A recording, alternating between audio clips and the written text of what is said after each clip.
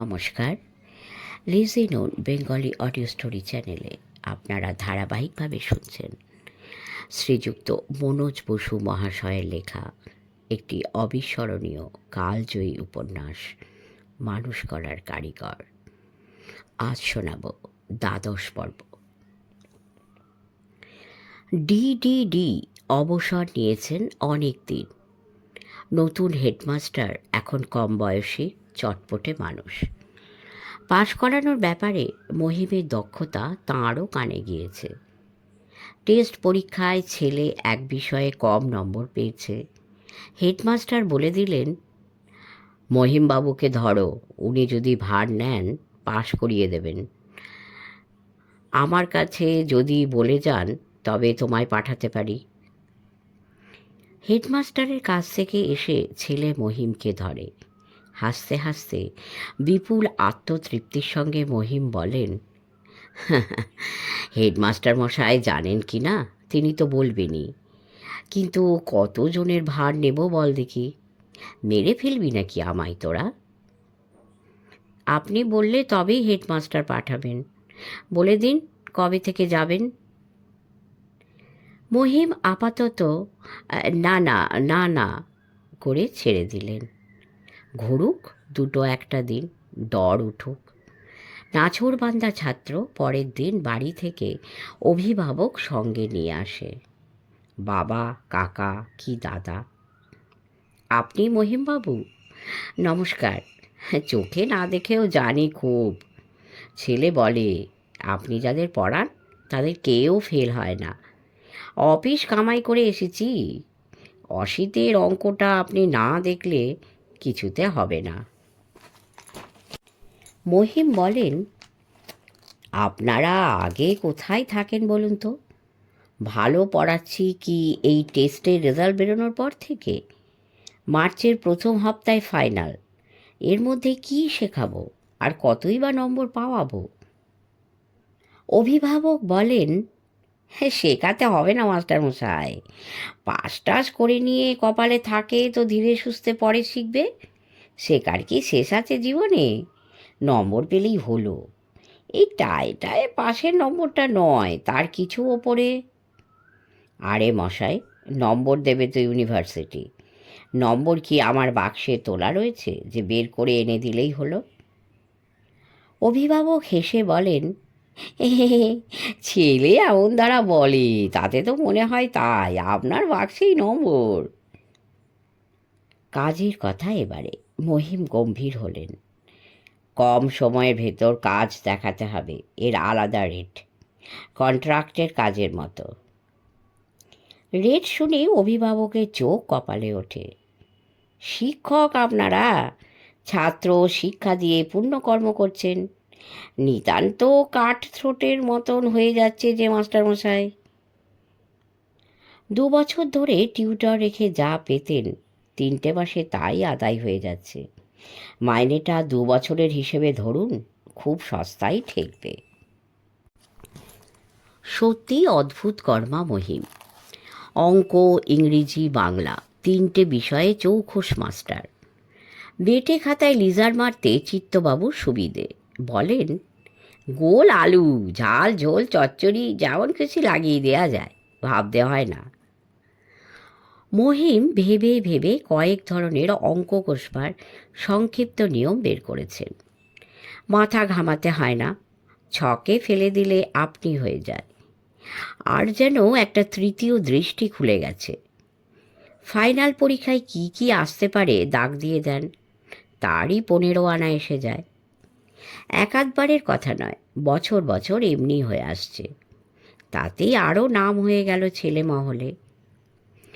Library ঘরে টিফিনের সময় দাশু জিজ্ঞাসা করেন, এবারে কতগুলো গাঁথলেন মহিমবাবু? এই সামান্যই। ডজন পুরল? হ্যাঁ, তাই বুঝি পারে মানুষ। হুবহু সলিলবাবুর মুখের কথা। একবার মহিম চোখ বুলিয়ে নিলেন অন্যান্য মাস্টারের ওপর। কতজনে একটা দুটো টিউশনিও জোটাতে পারে না, তাঁর বেলা এমন হয়েছে ঠেলে সরিয়ে কুল পাচ্ছেন না। আরে কটা হলো বলুন না। এই আসছে যাচ্ছে, জোয়ার ভাটার খেলা, এর কি হিসেব থাকে দাশুবাবু? গঙ্গাপদবাবু দেহ রেখেছেন, দাশু তার জায়গায় নতুন সুপারিনটেন্ডেন্ট। বেশি টিউশনি করলে স্কুলের কাজ হয় না, এই দাশুর ধারণা, বলেও থাকেন তাই। পতাকাচরণ চুপি চুপি বলেন, হ্যাঁ নিজে পায় না তো তাই হিংসে। ও অমন ফাঁকিবাজ মাস্টারকে কে ডাকবে? খোঁচামুদি করে কমিটির মন ভেজানো যায়, কিন্তু ছেলের বাপ, হ্যাঁ ভিজবেন ছেলে যদি কিছু শিখতে পারে তবেই। একটা জিনিস মহিমকে বড় ভাবিয়ে তুলেছে। দাশুকে বলেন, আর চোখ দিনকে দিন খারাপ হয়ে পড়ছে, কি করা যায় বলো দেখি? দাশু এক কথায় জবাব দেন, চোখ খাটাচ্ছেন যে বড্ড, বিশ্রাম নিন। টিউশনির অর্ধেক নয়, একেবারে 12 আনা ছেঁটে ফেলুন। পতাকাচরণ টিপ্পুনি কেটে ওঠেন, এই চোখের খানি কিসে? মহিমবাবুর পড়াতে চোখ লাগে না, সবই ওর মুখস্থ, চোখ বুঝে বুঝেই উনি পড়ান। কথাটা মিথ্যে নয়, পড়িয়ে পড়িয়ে এমন হয়ে গেছে অ্যালজেব্রা না দেখেই বলতে বলতে ক্লাসে ঢোকেন। 376 পাতায় 57 নম্বরের অঙ্ক লিখে নে, এ কিউ থ্রাইস স্কোয়ার বি, দীর্ঘ অঙ্কটা বলে যাচ্ছেন। বই খুলে মিলিয়ে দেখ, একটুও হেরফের নেই। মহিমের বাসা আগে স্কুলের কাছাকাছি ছিল, এখন সেই শাহনগরের দিকে গিয়ে বাড়ি ভাড়া করেছেন। অনেকে জিজ্ঞাসা করেন, এত দূরে কেন মাস্টারমশাই? কাছাকাছি তো বেশ ছিল, অনর্থক হয়রানি। শুধুমাত্র ছাত্রের বাড়ি ছাড়া মহিম কথাবার্তাই ইদানিং কমিয়ে দিয়েছেন। ফুসফুস যন্ত্রকে বিনামূল্যে খাটাতে যাবেন কেন? মৃদু হেসে শুধু বলেন, হুম। দু রকমের হাঁটা মহিমে, সব টিউটারেরই। এক সময় দেখবে গতিবেগ মোটর গাড়ি হার মেনে যাচ্ছে। ছাত্রের বাড়ি চলেছেন সেই সময়, এক বাড়ি সারা করে অন্য ছাত্রের বাড়ি যাচ্ছেন, গতিবেগ ডবল হয়ে গেছে তখন। আবার এক সময় সেই মানুষ ছ্যাঁকড়া গাড়ির ঘোড়ার মতো খুঁট খুঁট খুঁট খুঁট পা ফেলে চলেছেন, সেটা নিশিরাতে। বুঝে নেবে কাজকর্ম শেষ করে ঘরে ফিরছেন এবারে। একতলার ছাতে চিলেকোঠায় মহিমের নিরিবিলি ঘর, একা শোন ওই ঘরে। ঘুম থেকে উঠে পড়েন, পুরোপুরি দিনমান নয় এখনো। পোহাতি তারা পশ্চিম আকাশে জলজল করে। ওই শেষ রাতেই চান করে চালের কলসি থেকে গোনা 12-14টা চাল মুখে ফেলে ঢকঢক করে এক গ্লাস জল খেয়ে কাঁধে চাদর ও হাতে ছাতা তুলে নেন। দুর্গা দুর্গা বলে দেওয়ালে টাঙানো পটের দিকে প্রণাম করে বেরিয়ে পড়েন এবার। যাওয়ার সময় মেয়ের নাম ধরে ডেকে যান, ওরে দীপালি, দুয়োর খোলা রইল, ওঠ এইবার তোরা, বেলা হয়েছে, উনুনে আগুন টাগুন দে। ডাকলেন এইমাত্র, তাকিয়েও দেখলেন না তাঁর ডাক কানে গেল কিনা। দেখার ফুরসত কই। ঢং করে 4:30 বাজার আওয়াজ হলো কোনো বাড়ির ঘড়িতে। কে যেন সপাং করে চাবুক মারল মহিমের পিঠে। হাঁটা নয়, দৌড়চ্ছেন একরকম। এমন শক্তি শীর্ণ দীর্ঘ পা দুটোয়। পাড়াটা তীর বেগে অতিক্রম করে মহিম 3-3টে চৌমাথায় এসে পড়েন। দিনের প্রথম পড়ানো এইখানে, ডান দিকে দোতলা বাড়িটায়। ছাত্রের নাম প্রবোধ, আগের বছর ফেল হয়েছিল, তারপরেই মহিম মাস্টারের খোঁজ পড়ে। মহিম বলেছিলেন, গায়ে ফোঁ দিয়ে কেউ পাশ করতে পারে না বাবা, বিশেষ করে তোর মতো অগা ছেলে। রাত থাকতে উঠে পড়বি, চারদিক ঠান্ডা থাকে তখন, খুব মুখস্থ হয়। পড়েই দেখ না কদিন, হাতে হাতে ফল পাবি। প্রবোধ অসহায়ভাবে বলে, আগে ইচ্ছে তো করে মাস্টারমশাই, কিন্তু উঠতে পারি নে, ঘুম ভাঙে না কিছুতে। তাই তো, বাড়ির লোককে বলে রাখতে পারিস, তাঁরা তুলে দেবেন। হ্যাঁ, আমার ওপর দিয়ে যান তাঁরা। আমি যদি 7টায় তো বাবা ওঠেন 8টায়, মা 9:30টায়। তবে তো মুশকিল।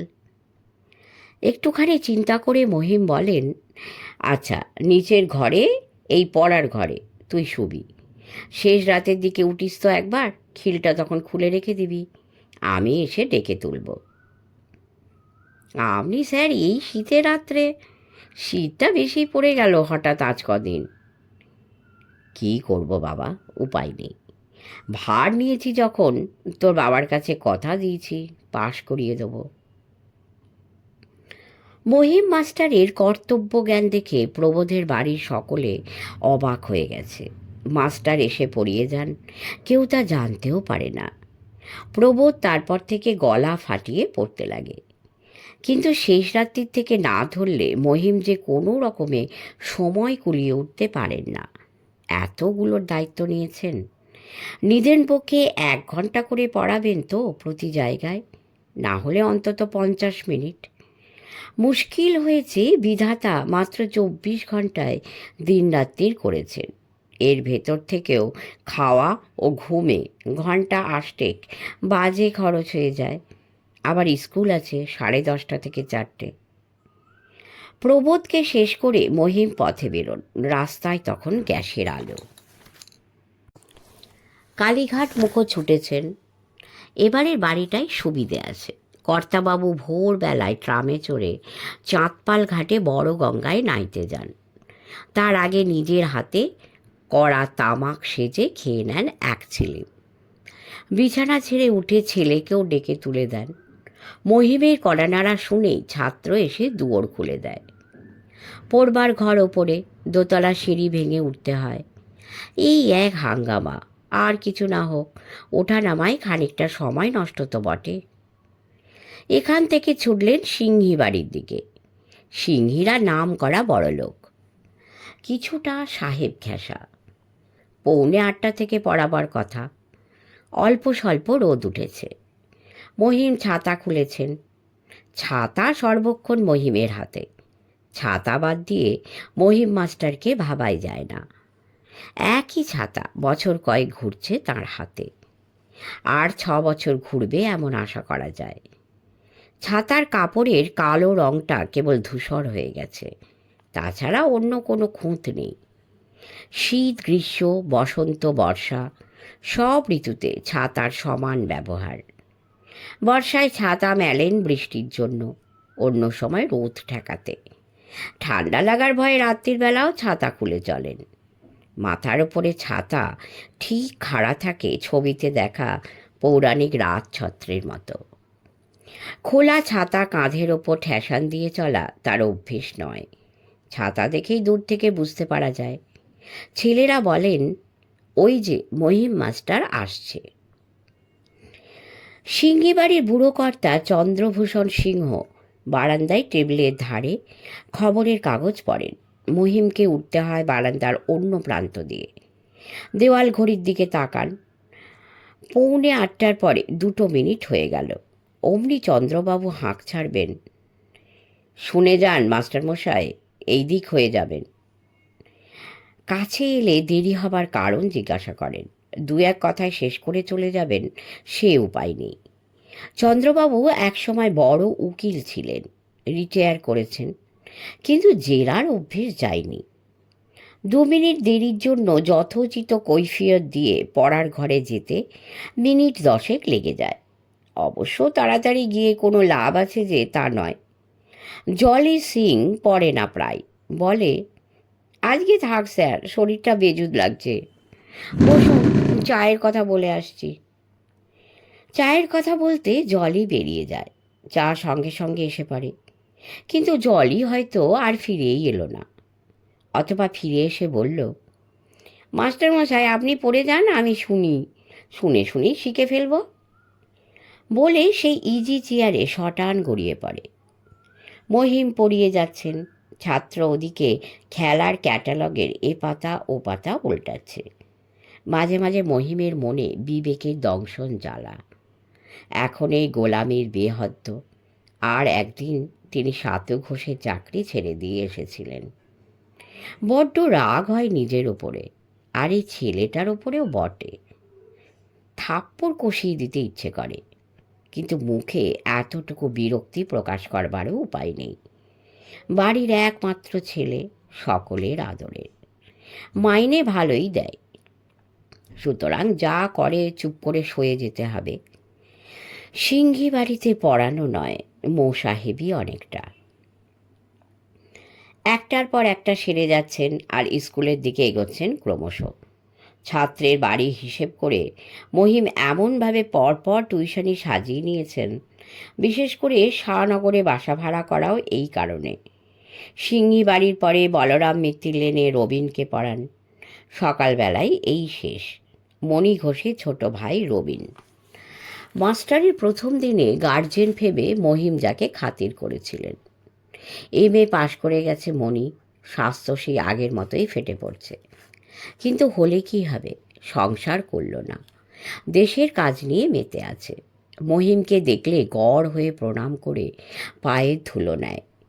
সাতু ঘোষের অসাধু কাজ ছেড়ে দিয়ে স্কুল মাস্টারি নেবার কথা কার কাছে শুনেছে সে? মহিমই কোনোদিন বলে থাকবেন। সেই থেকেই তার বড় সম্ভ্রম। বলে, আপনারাই তো স্যার আলো দেখান। বড় কাজে ঝাঁপিয়ে পড়বার শক্তি পায়। মণিদের বাড়ির অবস্থা ভালো, রবিনকে পড়ানোর ভার মণির জন্যই নিতে হয়েছে। এই এক মজার বাড়ি। খুব ভালো ছেলে রবিন, পড়াশুনোয় ভালো, ব্যায়াম চর্চা করে, মজবুত শরীরের গড়ন, একটা মিথ্যে কথা পর্যন্ত কখনো বলে না। রবিনের মায়ের কিন্তু সন্তোষ নেই। আগের দিন আজকের এই অবধি রবিনের যাবতীয় অপরাধের ফিরিস্তি পাঠিয়ে দেন চাকর অথবা ছোট মেয়েকে দিয়ে। অপরাধের গুরুত্ব বিবেচনায় কখনো বা এক টুকরো কাগজে নিজের হাতে পরপর সাজিয়ে লিখে পাঠান। সেই সঙ্গে মোটা বেতের লাঠিও আসে। ইঙ্গিত অতিশয় স্পষ্ট। অতএব কর্ত্রীর ইচ্ছায় কর্ম সমাধা করে ঠিক 10টার সময় মহিম উঠলেন ও বাড়ি থেকে। মেস সামান্য দূরে এবং স্কুল তারপরেই। রবিনের বাড়ি থেকে সোজা মেসে এসে ঢুকে পড়লেন। রান্নাঘরের বারান্দার ফালিতে আসন পাতা আছে, গেলাসে জল দেওয়া। মহিম জুতো খুলে টাঙানো দড়ির ওপর কাঁধের চাদর ছুঁড়ে দিয়ে আসনে বসে পড়লেন। ভাতের থালা এসে গেছে ইতিমধ্যে। ডাল, মাছ, তরকারি সমস্ত ঠাকুর একেবারে সাজিয়ে নিয়ে আসে। বারবার এসে দেবার ফুরসত হবে না।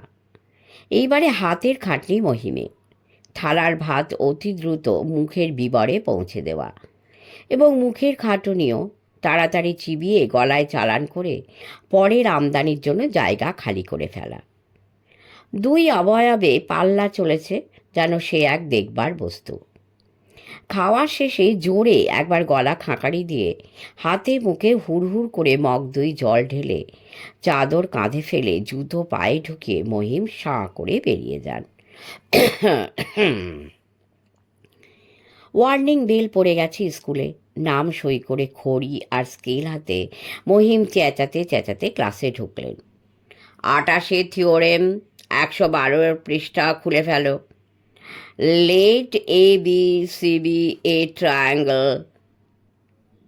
খড়ি দিয়ে খটাখট ত্রিভুজ এঁকে ফেললেন ব্ল্যাকবোর্ডের ওপর। পড়ার ওই ধরতা দিয়ে দিলেন। তারপরে ডেকে তুলবেন একে ওকে তাকে। একজনে দুটো লাইন বলা হয়েছে কিনা তাকে বসিয়ে দিয়ে সঙ্গে সঙ্গে আরেকজনকে তুলবেন। আগের জন যে জায়গায় ছেড়েছে বাক্য শেষ না হয়ে থাকলে সেই মাঝের শব্দ থেকেই বলতে হবে পরের জনকে। লাইন ধরে পর পর ডেকে ডেকে তুলছেন তা নয়, এখান থেকে একটা, ওখান থেকে একটা। ক্লাসের সব ছেলেকে ততস্থ থাকতে হবে সেই জন্যে। পড়া টনটনে মুখস্থ করে কান পেতে থাকতে হয়। কি জানি তারই বা ডাক পড়ে এবারে। ব্ল্যাকবোর্ডে ধারে দাঁড়িয়ে মহিম অবিরত পড়া ধরছেন। Stand up, you you second boy of the second bench. হ্যাঁ, তোমাকেই বলছে, বলে যাও তারপর থেকে। Very good, sit down. Next next, third boy of last bench. কি হে, শুনতে পাচ্ছ না? লাস্ট বেঞ্চের ওই মোটা ছেলেটা। সে ছাত্র ওঠে না কিছুতে। এতবার বলছেন, ঘাড়ও তোলে না। তার মানে কিছুই করেনি বাড়িতে। ফাঁকিবাজ ছেলে, ন্যাকা সেজে আছে, এমন ঢের ঢের দেখা আছে। মহিম গর্জন করে ওঠেন, স্ট্যান্ড আপ আই সে। তবু সে কালা হয়ে আছে। আরও রেগে গিয়ে বলেন, আর stand up on the bench, বেঞ্চের ওপর দাঁড়াও দূরবীনিত ছোকরা। ক্লাসের সমস্ত ছেলে মরে আছে যেন, টু শব্দটি নেই। স্কেল নিয়ে মহিম ছুটে আসেন ক্লাসের শেষ প্রান্তে, সব শেষের বেঞ্চিতে। দেবেন স্কেলের একটা কি দুটো ঘা কষিয়ে। হাল আমলের আইনটা মানবেন না, কান ধরে তারপর তুলে দেবেন বেঞ্চির ওপরে। একেবারে কাছে গিয়ে উঁচিয়ে তোলা স্কেল নামিয়ে দিলেন। আপনি স্যার? হেডমাস্টারই ঘাড় নিচু করে বসে আছেন ছেলেদের মধ্যে। কোনো কথা না বলে তিনি ক্লাস থেকে বেরিয়ে গেলেন। এও এক কায়দা, মাস্টারদের কাজকর্ম দেখবার, ছেলে হয়ে বসে থাকা। তবে মহিমের মতো ক্ষীণ দৃষ্টি না হলে আগে থাকতেই দেখে ফেলে। বাইরে এসে দাশুকে হেডমাস্টার বলেন, আপনি যা বললেন ঠিক ততখানি নয়। মহিমবাবু ক্লাসে ফাঁকি দেন না, তবে পড়ানো একেবারে পুরনো ধাঁচের। ছেলেদের মুখস্থ করান, বোঝাতে তো কই দেখলাম না। দাশু টিপ্পনি কাটেন, হ্যাঁ, ক্লাসেই সব বুঝে গেলে তো বাড়িতে ডাকবে কেন? বিদ্যে ছাড়েন ওরা টিউশনির সময়। হেডমাস্টার ঘাড় নেড়ে বলেন, মতলব করে কিছু করেন সেটা তো মনে হলো না, তবে চোখের দৃষ্টি বড্ড খারাপ, কাছে গিয়েও ঠিক চিনে উঠতে পারেন না। বলতে বলতে হেসে ফেললেন। আমার সত্যি ভয় করছিল দাশুবাবু, স্কেলের একঘা মেরেই বসেন বা। মোটের ওপর আপনার কথায় মানি আমি, নতুন রুটিনে উঁচু ক্লাস দেওয়া চলবে না। চোখের এই অবস্থায় কষ্ট হবে ওর, চিত্তবাবুকে তাই বলে দেব। ক্লাস থেকে বেরিয়ে মহিম তেতলায় যাচ্ছেন, থার্ড ক্লাস ই সেকশন এবার। আরও কজন উঠেছেন তেতলায়। গগনবিহারী বলেন, কাল 26শে জানুয়ারি, প্রজাতন্ত্র দিবস, স্ট্রাইক হবে নাকি স্কুলে? আপনি কিছু শুনেছেন মহিমবাবু? পাশ থেকে জগদীশ্বর বলে ওঠেন, এই ফুলচন্দন পড়ুক আপনার মুখে, ছুটিটা নেই। নিরুম্বু ক্লাস চলল সেই মার্চ অবধি, এইসব আছে বলে তবু মাচোয়া। মহিম চিন্তিতভাবে যাচ্ছিলেন, হঠাৎ বলে উঠলেন, চোখ নিয়ে খুব মুশকিল হলো গগনবিহারী বাবু, এখন কাছেও ঝাপসা দেখি, বিপদ ঘটালো দেখছি। গগনবিহারী বলেন, এই ছানি পড়েছে বোধহয়, কাটিয়ে ফেলুন, ঠিক হয়ে যাবে। জগদীশ্বর বলেন, হ্যাঁ শীতকাল, এই তো হলো কাটাবার সময়, হাসপাতালে চলে যান। সেকেন্ড বীর সুশীল সরকারের বাপ হলো সার্জেন, তার সঙ্গে দেখা করবেন গিয়ে। মহিম বলেন, ওরে বাবা, রক্ষে থাকবে তাহলে? এই সময় হাসপাতালে গিয়ে উঠলে ছেলেরা আর তাদের বাপদাদারা তেড়ে গিয়ে পড়বে না? হেসে একটু রসিকতা করলেন, মরে গেলে সাবিত্রীর মতন যমরাজের পেছন পেছন ধাওয়া করবে, বলবে ফাইনাল এক্সামিনটা কাটিয়ে দিয়ে তবে যান। থার্ড ই ক্লাসের সামনে এসেছেন। জগদীশ্বর মহিমের হাত এঁটে ধরলেন, এই দাঁড়ান না মশাই, কি হয়েছে? হাতঘড়ির দিকে চেয়ে মহিম ব্যস্ত হয়ে বলেন, 3 মিনিট হয়ে গেছে। হাত ছাড়িয়ে নিয়ে ঢুকে পড়লেন ক্লাসে। জগদীশ্বর বিরক্ত হয়ে বলেন, ক্লাস যেন আমাদের নেই, ক্লাস আছে বলেই ঘোড়দৌড় করতে হবে? বিদ্যেদান সেই তো শেষ রাত্রির থেকে চলছে, আগে ঘেন্না ধরে না মানুষটার। জগদীশ্বর আর গগনবিহারী দাঁড়িয়ে দাঁড়িয়ে গল্প করছেন কালকে স্ট্রাইকের প্রসঙ্গে। প্রাচী শিক্ষালয় তো ছুটি দিয়ে দিচ্ছে শুনলাম। ইন্ডিপেন্ডেন্স ডে সোজাসুজি বলতে পারেন না, ভাইস প্রেসিডেন্টের খুঁড়ো না কে মরেছে, সেই ছুতো দিয়ে মর্নিং ডে। আমাদের এতজনের খুঁজলে কি মরা ছাড়া একটা পাওয়া যেত না? স্কুল খুলে রেখে নিরর্থক ঝামেলার সৃষ্টি। গগনবিহারী বলেন, এই খুলে কি ইচ্ছে করে রাখে? ছেলেরা ছুটি চায়, আমরাও দিতে চাই। এই গোলবাদায় শুধু হতভাগা গার্জেনগুলো। যত বেটা খয়ের খাঁ স্কুলে ছেলে দিয়েছে, স্বাধীনতা দিবস বলে ছুটি দিলে কল যে ফেটে একেবারে চৌচির হবে না। জগদীশ্বর বলেন, দেখুন ভাই, breathes there a man whose soul so dead. কিন্তু বলে দিচ্ছি মশাই, স্কুল কাল কিছুতেই হবে না। মাস থেকে সকাল সকাল খেয়ে এসে ছেলেগুলো পার্কে ঢুকে গুলি খেলবে। গগনবিহারী বলেন, আর কত টালিগঞ্জে সিনেমা স্টুডিওয় গিয়ে দরজায় ভিড় করে শুটিং দেখবে। কত উন্নতি যে হয়েছে। দাশু হঠাৎ হনহন করে তেতলায় চলে এসেছেন, পিছনে জমাদার। উভয়ে সরে পড়ছিলেন, দাশু তার আগে গেলেন। আরে মশাই, জগদীশ্বর বাবু, 5th ক্লাস ছিল আপনার আগের ঘন্টায়, অত আগে ক্লাস থেকে বেরিয়ে পড়লেন। জগদীশ্বর আকাশ থেকে পড়েন। কে বললে? এই তো এইমাত্র এসেছি। হ্যাঁ, কি বলেন গগনবিহারী বাবু? দাশু বলেন, পাশের ক্লাসে পড়ানো যাচ্ছিল না গণ্ডগোলের চোটে। বনোয়ারি বলছে? কোটনার কথায় কান দিও না দাসবাবু, নিজে ক্লাসের মধ্যে থাকে, তখনই তো হাট বসে যায়। আমরা তার জন্যে পড়াতে পারিনি। কি বলেন গগনবিহারী বাবু? হ্যাঁ, এই পিরিয়ডেরও 5-7 মিনিট হয়ে গেছে, দাঁড়িয়ে দাঁড়িয়ে আপনারা গল্প করছেন। বলে দাশু আর দাঁড়ান না। কোথায় ওদিকে একটা ছেলে বমি করেছে, বমি পরিষ্কার করতে হবে। ছেলেটাকে লাইব্রেরির ঘরের টেবিলে নিয়ে শুইয়ে রাখতে হবে কিছুক্ষণ।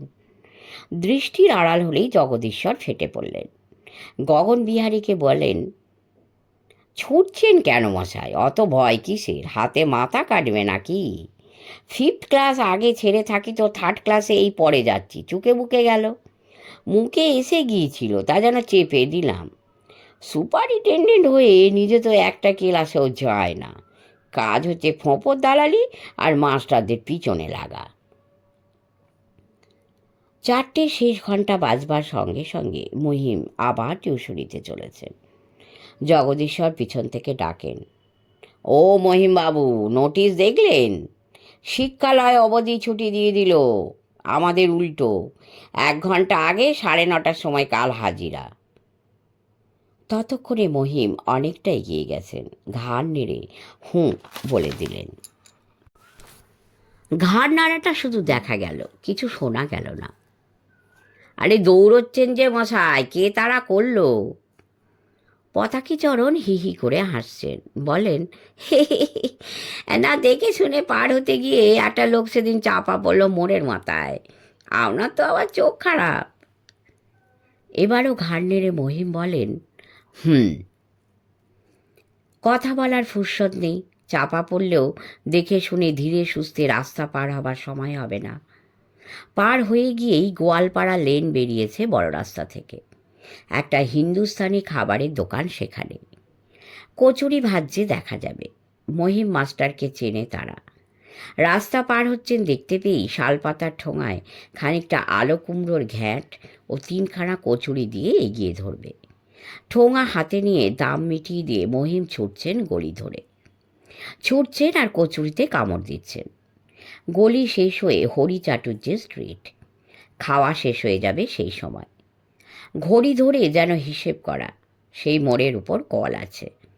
ঠোঙা ফেলে দিয়ে কল টিপে ঢক ঢক করে জল খেয়ে নিলেন মহিম। 2টো বাড়ি ছাড়িয়ে বারান্দাওয়ালা বাড়ি একটা। ছাত্রটি বাইরের ঘরে বই খুলে বসে আছে। আগে থেকে দাগ দিয়ে রেখেছে কোনটা বুঝে নিতে হবে মাস্টারের কাছ থেকে। সময়ের অপব্যবহার নেই। সত্যি ভালো ছেলে। নইলে বিকেলবেলা না বেরিয়ে খেলাধুলো না করে বই খুলে বসে মাস্টারের অপেক্ষায় থাকে। এরপরে একটি মেয়ে, সুলতা, বাড়িমুখো মুখ ফিরিয়েছেন এবার। আর যত টিউশনি শেষ করতে করতেই বাড়ির দিকে এগোবেন। সুলতার পড়ানোর মধ্যেই রাস্তায় ওদিকে গ্যাস জেলে দিয়ে গেছে। যাবার সময় মেয়েটা 1 কাপ চা এনে দেয়। গরম চা খেয়ে তাজা ভাবটা ফিরে আসে। বেশ খানিকটা গিয়ে এবার সাতু ঘোষের বাড়ি। ভোরবেলাকার প্রথম সেই গতিবেগ ফিরে এসেছে আবার চায়ের গুণে। রাত্রি 10:30 বাজে। শেষ ছাত্রের বাড়ি। সশব্দে বই বন্ধ করে মহিম উঠে পড়েন সঙ্গে সঙ্গে। কিন্তু আজকে সেটা হলো না। তেঁদোর ছেলে জ্যামিতি 3টে এক্সট্রা বের করে বসল। বুঝিয়ে দিতে হবে। এমন ঢের ঢের দেখা আছে। কাল হবে বলে চাপা দিয়ে আসতে হয় এক্ষুনি। অন্য সময় করেনও তাই। কিন্তু ছাত্রের বাবা বসে আছেন এই ঘরে। এত রাত্রি অবধি অফিসের কাগজপত্র লিখছেন। অতএব দরদ দেখিয়ে বসে পড়াতে হলো আবার। 11টা বাজিয়ে ছেড়ে দিল। ট্রাম বন্ধ হয়ে গেছে। পথ অবশ্য বেশি নয়, কিন্তু মহিম অন্যদিন ট্রামে ফিরে যান এই পথটুকু। পা দুটো যেন অসাড়, বেতো ঘোড়ার মতন, কিছুতেই এগুতে চায় না। ঘোড়ার পিঠে যেমন চাবুক মারে, কাঁধে চাদর পাকিয়ে দড়ির মতো করে 2 ঠ্যাঙের উপর দেবেন নাকি ঘা কতক। থপ থপ করে যাচ্ছেন, পথ বেশি বেশি লাগছে। রাত্রিবেলা কোনো কুহক মন্ত্রে পথ যেন মহিম মাস্টারের সঙ্গে পাল্লা দিয়ে লম্বা হয়ে উঠেছে। বায়োস্কোপ ভেঙে লোকজন বেরিয়ে আসে, হাস্যমুখ এতগুলো নরনারী, কোনো এক যেন আলাদা দুনিয়ায় থাকে। জনতার মধ্যে দাশুকে দেখে চমক লাগে। বিদ্যালয়ে শিক্ষক হয়ে এই জায়গায় একা নয়, পাশে একটি মেয়ে লোক, দাশুর বউ। নিশিরাত্রে বউ নিয়ে টকি বায়োস্কোপ দেখতে এসেছে। মহিম ডাকছেন, ও দাশুবাবু।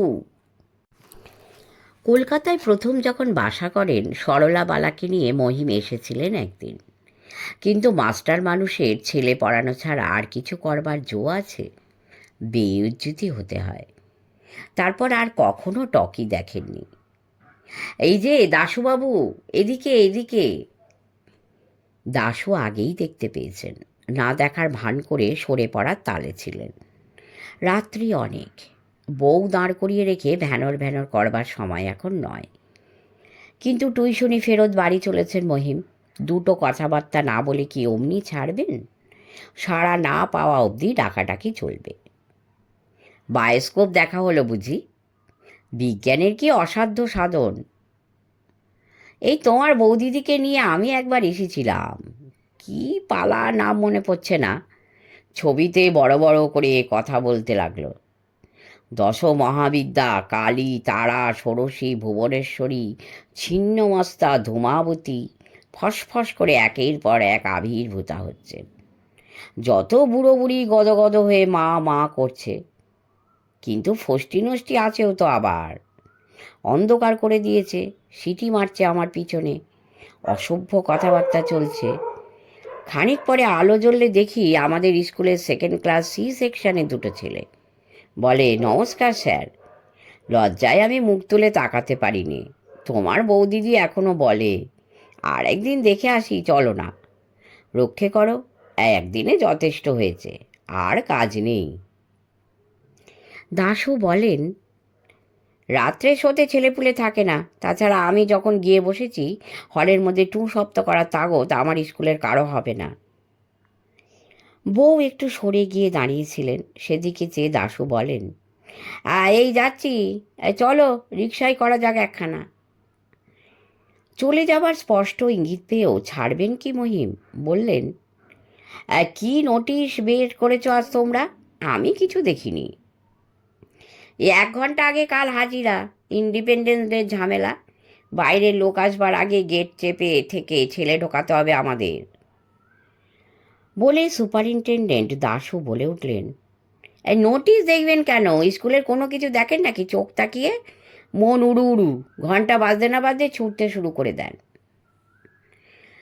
রাগ না করে মহিম কাতর হয়ে বলেন, যা বলেছ দাশুবাবু, আর পারছি নে, সত্যি কথা বলছি। বিএ পাশ করলাম ভালোভাবে, অঙ্কে অনার্স পেলাম। স্কুল কলেজে ছোটাছুটি দৌড়ঝাঁপ করিনি কোনো দিন, খালি পড়েছি। এখন দেখছি অনার্সের জন্য মরণপণ না করে 220 আর 440 রেস দুটো রপ্ত করে রাখলে কাজ দিত। যত পড়ায় তার তেদুনা দৌড়ই। ছেড়ে দেবো বুঝলে ভায়া। ছ্যা ছ্যা, শিক্ষিত লোকের কাজ নাকি এই? রিক্সা একটা যাচ্ছিল অদূরে। দাশু তাড়াতাড়ি ডাকলেন। বউকে বলেন, এই উঠে পড়ো, রাত হয়ে গেছে। বউকে তুলে নিজে উঠে পাশে বসলেন। পায়ে হেঁটে যেতেন বাড়ি অবধি, কিন্তু ওর খপ্পর থেকে বেরোবার জন্যই রিক্সা নিতে হলো। গচ্চা গেল আনা 3 বাড়ির দরজায় কড়া নাড়তে সঙ্গে সঙ্গে খুলে গেল। দীপালি জেগে বসে আছে। আহা, কি কষ্ট এইটুকু মেয়ে। ভিতরে গিয়ে মহিম দেখলেন শুভব্রতও আছে দিদির সঙ্গে। রাত বড্ড হয়ে গেছে। তারা এখনো উৎকণ্ঠ হয়ে বসেছিল। দীপালি কেঁদে পড়ে। এই খানিক আগে কি কাণ্ড মাকে নিয়ে! পূর্ণকে খাইয়ে দিয়ে বামুন মাসি চলে গেলেন। শুভর পড়াটরা হয়ে গেলে তারপরে আমরা দুজনে খেতে বসেছি। দুম করে এক আওয়াজ। ছুটে গিয়ে দেখি মা মেঝেই পড়ে আছে, কথা বলতে পারছে না। চোখ ঘুরিয়ে কেমন করে তাকায় আর ঘুঁ ঘুঁ করে। শুভ কাঁদতে কাঁদতে গোবিন্দ ডাক্তারবাবুর বাড়ি ছুটল। তিনি ভাগ্যিস বাড়ি ছিলেন, এসে ওষুধ টষুধ দিলেন। সকালবেলা দেখা করতে বলে গেছেন ডাক্তারবাবু। মহিম ব্যস্ত হয়ে বলেন, সে কি, এখন আছে কেমন, জেগে না ঘুমিয়ে? তাই তো, ছেলে মানুষ, তোদের হিললেই রেখে যাওয়া। আমারও তেমনি মরণ বাঁচন এই 3টে মাস, নিঃশ্বাস ফেলার ফাঁক দেয় না। আচ্ছা, বেহালায় গিয়ে তোদের পিসিমাকে নিয়ে আসবো। তাই এমনি হয়েছে। বকতে বকতে তাড়াতাড়ি জুতো জামা খুলছেন। ঘরের মধ্যে বড় তক্তাপোষের মাঝখানটায় সরলাবালা, এক পাশে বাচ্চা মেয়েটা, অন্য পাশে পূর্ণব্রত। পূর্ণও দেখা যায় চোখ পিটপিট করছে, ঘুমোয়নি, কিংবা ঘুমিয়েছিল, জেগেছে শব্দ সারা পেয়ে। মায়ের ব্যাপারে ভয় পেয়ে গেছে, মুখে চোখে এখনো আতঙ্কের ভাব। মহিম বলেন, শরীর খারাপ করলো আজ? সরলাবালা ম্লান হাসি আসলো। ওদের যেমন কথা, আজকে বরঞ্চ ভালো অন্য দিনের চেয়ে। আমি একটা অন্যায় করে বসলাম। মেয়েটা মুখে রক্ত তুলে খাটে, খেতে বসেছে ওরা। বলি, ভালো আছি যখন একটু জল ফুটিয়ে রূপালির ফুডটা হাতে হাতে বানিয়ে নিয়ে গে। যেই মাত্র ওঠা মাথার ভিতরটা চিরিপ দিয়ে উঠল। ডাক্তার ডাক্তার এনে খুব হৈ হৈ করেছে ওরা, ছেলে মানুষ তো। গায়ে হাত দিয়ে মহিম বলেন, গা তো পুড়ে যাচ্ছে তোমার। ও কিছু নয়, রাত্রিবেলা মাথায় জল ঢালাঢালি করেছে, দুর্বল শরীর তো, তাই একটু গরম লাগে। বলে একবার উড়িয়ে দিয়ে পূর্ণব্রতর দিকে চেয়ে সৎ কৌতুকে বলে, কে বল দেখি পূর্ণ? মহিম বলেন, কি যে বলো, আমায় যেন চেনে না। চিনবে কি করে, দেখতে পাই কখন বলো? ভোর না হতে বেরিয়ে যাও, তখন পড়ে পড়ে ঘুমোয়। রাত্রিবেলা ফেরো, তখনও ঘুমোয়। একটা দিন রবিবার, পোড়া টিউশনির সেদিনও ছাড়ার নেই। বাপে ছেলের দেখা হবে কেমন করে? মহিম বলেন, কি করি, তবু তো খাপ খাওয়াতে পারিনি। কত টিউশনি সপ্তাহে 4 দিন করে, সোম থেকে শনির মধ্যে 3 দিনে সেরে দিই, বাড়তি 1 দিন রবিবারে। টাকার দরকার, মেয়ের বিয়ে দেবার টাকা, ছেলে মানুষ করবার টাকা, ম্যাট্রিক পরীক্ষা না হওয়া অবধি এই রকম, তারপর খানিকটা ফাঁকা হয়ে যাবে। বলতে বলতে একটু দেমাকও এসে যায় কথার ভিতর। স্কুলে ক্লাস পড়াবার রুটিন করে, আমার টিউশনির জন্য রুটিন করতে হয় তেমনি। অথচ দেখো গে, একটা টিউশনির জন্য কত মাস্টার দৌড়ে দৌড়ে ঘুরে বেড়াচ্ছে, তবু পায় না। দীপালি আর শুভব্রতর দিকে নজর পড়ে। মহিম তাড়া দিয়ে বলে ওঠেন, তোরা হাঁ করে কেন দাঁড়িয়ে, শুয়ে পড়ে যা। রাত জেগে তোরাও একখানা করে বাঁধা। কাজকর্ম ছেড়ে হাত পা ঠুটো জগন্নাথ হয়ে বাড়ি বসে থাকি আমি তখন। সরলাবালা বলে, দেখো দীপালি একলা আর কত পারে, ঠাকুরজিকে কদিন থেকে আনাবার কথা হচ্ছে। হ্যাঁ, চিঠি লেখা আছে তারকদাকে, শুধু যেতে পারছি নে। দেখছো তো অবস্থা, তুমি এই পড়ে আছো, এক দণ্ড একটু কাছে বসতেও পারি নে। দেখি, কাল শুনেছি স্ট্রাইক হবে, ফাঁকতালে যদি ছুটি পাওয়া যায় কালই দিদিকে নিয়ে আসবো। মহিমের ডান হাতখানা দু হাতের মুঠিতে ধরে আছে সরলাবালা। চোখের কোণে হঠাৎ জল গড়িয়ে পড়ে।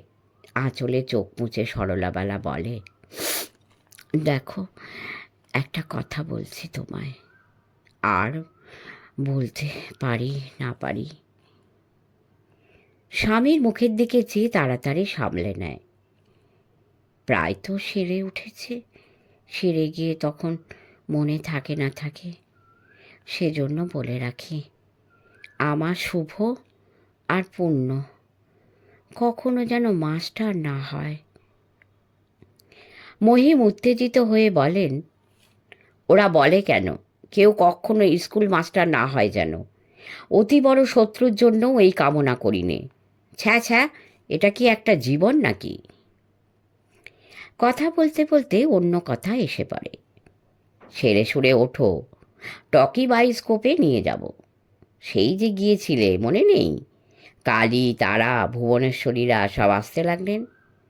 ম্যাট্রিক পরীক্ষা চুকে বুকে যাক, রাখি তো সন্ধ্যের দিকে মাত্র একটা টিউশনি রাখবো, সেইটে সেরে টকিতে গিয়ে বসবো দুজনে। বেশি রাত্রে ছাত্রের ঝামেলা থাকে না, মাস্টারদেরই সময় তখন। টং টং করে কাদের ঘড়িতে 12টা বাজল। কাজ বাকি আছে মহিমের। ঢাকা নামিয়ে ভাত কটা গপ গপ করে গিলে ছাদের উপর সংকীর্ণ চিলেকোঠায় গিয়ে উঠলেন। আলো জেলে আরও অনেকক্ষণের কাজ। আলো চোখে পড়ে অন্যের ঘুমের অসুবিধা হয়, সেজন্য এই ঘরে সরু একখানা তোষকের উপরে বসে কাজ করেন। কাজের শেষে গড়িয়ে পড়েন সেখানে। কাজ এখন সারা দিনে জমা খরচ লেখা। দীপালি মোটামুটি টুকে রেখেছে, হিসেবের পায় পয়সা অবধি বড় খাতায় লিখে রাখবেন এবারে। দিনের পর দিন, বছরের পর বছর লিখে যাচ্ছেন এমনি। মুক্তোর মতো পরিচ্ছন্ন গোটা গোটা অক্ষর। সমস্ত জমা খরচের খাতা সযত্নে রাখা আছে শিওরে কাঠের বাক্সের ভিতর। অদৃশ্য বিধাতা পুরুষের জন্য মহিম যেন নির্ভুল কৈফিয়ত রচনা করে যাচ্ছেন। জীবনের একটা মুহূর্ত অনর্থক নষ্ট করেননি। একটা পয়সাও অন্যায় পথে উপার্জন নয়। এক পয়সাও অপব্যয় হয়নি কোনো দিন। তার এই অকাট্য দলিল। জমা খরচ হয়ে গেলেও চিলেকোঠায় আলো জেলে কোনো কোনো দিন পড়াশুনো করেন। নিউফিল্ডের গ্রামার, ভূগোল, মেকানিক্স। টিউশনির জন্য দেখে নিতে হয় মাঝে মাঝে। ভালো দেখতে পান না, বই তাই একেবারে চোখের উপরে নিয়ে পড়েন। শেষ করলাম 12 পর্ব। অবশ্যই 13 পর্ব আসবে, একটু অপেক্ষা করবেন। সবাই ভালো থাকবেন। পরম করুণাময় আপনাদের সকলের মঙ্গল করুন। সাবস্ক্রাইব করবেন, লাইক করবেন এবং কমেন্ট করে অবশ্যই আমাকে জানাবেন আপনাদের কেমন লাগছে। নমস্কার।